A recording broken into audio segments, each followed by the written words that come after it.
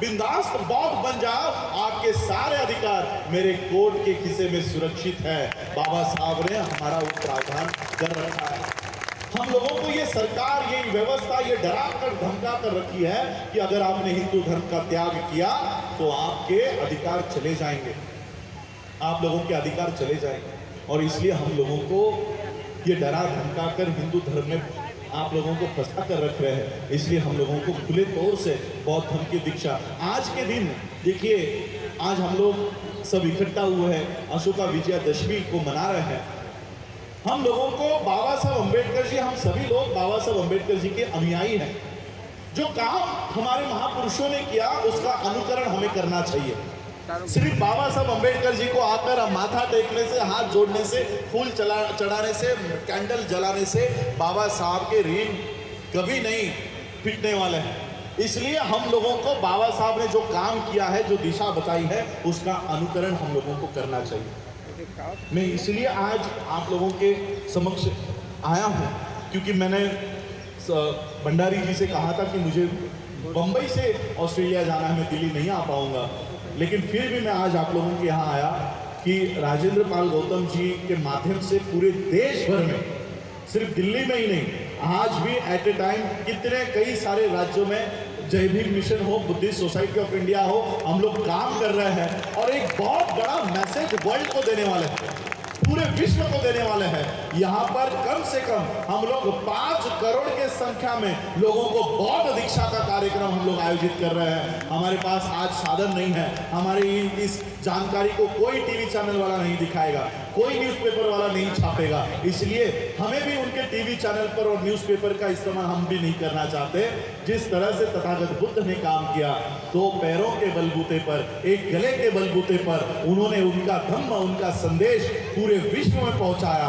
हम भी रोज एक गांव में जाकर ये संदेश लोगों तक पहुंचाएंगे और बाबा साहब अम्बेडकर जी का ये कारवां और आगे लेकर जाएंगे और पूरे विश्व के सामने हम इस देश के असली बुद्धिस्ट है ये लोगों को जाकर बताएंगे और बौद्धों की एक स्वतंत्र व्यवस्था इस देश में खड़ी करने की कोशिश हम करेंगे। देखिए, ये जो पीछे इमारत खड़ी है, ये भी बाबा साहब ने उस समय बनाई 1946 में। हमारे सर यहाँ पर बैठे हुए हैं, कुमार सेन बौद्ध जी यहाँ पर बैठे हुए, वो इस व्यवस्था को पूरा देखते हैं। उस समय बाबा साहब ने ये नींव रखी है और इसलिए आज हम लोगों को बुद्धिस्ट नींव रखनी होगी। हमारे खुद के एजुकेशन सिस्टम, हमारी खुद की बैंकिंग सिस्टम, हमारी खुद के हेल्थ सिस्टम, इसके ऊपर हमको काम करना है। हम बौद्धों के लिए आज मैं श्रामणेर इसलिए बना हूँ क्योंकि श्रामणेर अवस्था में ही मैं वर्ल्ड के बुद्धिस्टों को जाकर बताऊंगा कि भारत में बौद्धिज्म को अगर रिवाइव करना है, सर्वाइव करना है, तो हमें ये सारी व्यवस्था भारत में खड़ी करनी होगी। आज जो लोग बौद्ध में घुस पड़े हैं, नरेंद्र मोदी हो, योगी हो, जो बुद्धिज्म के नाम पर सारा फंड वो ब्राह्मणी व्यवस्था को डाइवर्ट करते हैं, उन लोगों को खुला करने का काम, उन लोगों का षड्यंत्र खुला करने का काम मैं वर्ल्ड के माध्यम से वहाँ पर कर रहा हूँ और भारत के असली बौद्धों का वहाँ पर सब लोग हम वहाँ पर पहचान बनाने का काम कर रहे हैं। तो आप सभी लोगों का स्वागत है। आज आप लोग बौद्ध धर्म की दीक्षा यहाँ पर दीजिए और अपने आप को ऑफिशियली बुद्धिस्ट डिक्लेयर कीजिए। आपका कोई रिजर्वेशन नहीं जाएगा। और रिजर्वेशन के बारे में भी बताना चाहता हूँ, निर्मला सीतारमण का नाम आपने सुना है, इस देश की फाइनेंस मिनिस्टर है। उसने 1.5 साल पहले अनाउंस कर दिया है कि देश के सारे पब्लिक सेक्टर हम बेचने वाले हैं, 2 साल में बेचने वाले हैं। एयर इंडिया बेच दी, कई सारे बैंक बेच दिए हैं, कई सारे बैंक खत्म हो गए हैं। अब कई सारे जितने भी पब्लिक सेक्टर है, रेलवे बेच रहे हैं। जहां पर हमारी नौकरियां हैं वहां की सारी व्यवस्था ये बेच रहे हैं। संसद में ये सवाल उठा कि आप सब पब्लिक सेक्टर बेचने वाले हो तो रिजर्वेशन प्राइवेट सेक्टर में मिलेगा या नहीं। संसद ने क्लियर किया कि प्राइवेट सेक्टर में रिजर्वेशन नहीं मिलेगा, यानी पब्लिक सेक्टर खत्म, प्राइवेट सेक्टर में रिजर्वेशन नहीं। अब जिस रिजर्वेशन के लिए आप जातियों को छोड़ने को तैयार नहीं थे, अब वो नौकरियां ही नहीं बची। अब आपके पास कोई दूसरा मार्ग नहीं है। जातिगत आरक्षण लेने के बजाय बौद्ध धर्म के माध्यम से अल्पसंख्यकों के लिए जो आरक्षण है वहां पर आप लोग आइए और गर्व से अपने आप को बुद्धिस्ट कहकर वो अधिकार आपके प्राप्त कीजिए। इतना बड़ा अधिकार बाबा साहब हमको देकर गए, उस मार्ग पर हम लोगों को चलना चाहिए। और इसलिए बाबा साहब ने हमें 128 देशों से जोड़ रखा है।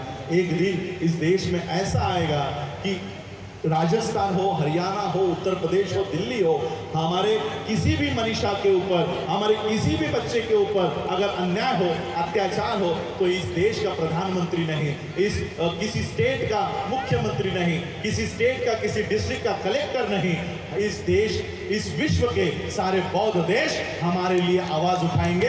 ऐसी नौबत इस देश में हम लोग लाकर हम वो चित्र यहाँ पर खड़ा करेंगे। आप सभी लोगों का आज इस ब्रह्म दीक्षा के समारोह में आप सभी लोगों का स्वागत है। बाबा साहब ने उस दीक्षा समारोह में दीक्षा होने के बाद बाबा साहब ने एक बात कही थी।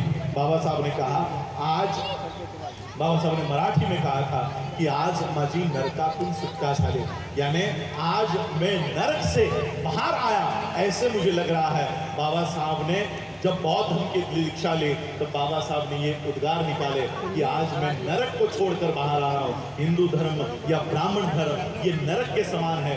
नरक की कॉन्सेप्ट बुद्धिज्म में नहीं होती, स्वर्ग की कॉन्सेप्ट नहीं होती, लेकिन अगर नरक कहीं होता, कैसे होता, तो वो ब्राह्मण धर्म के समान होता।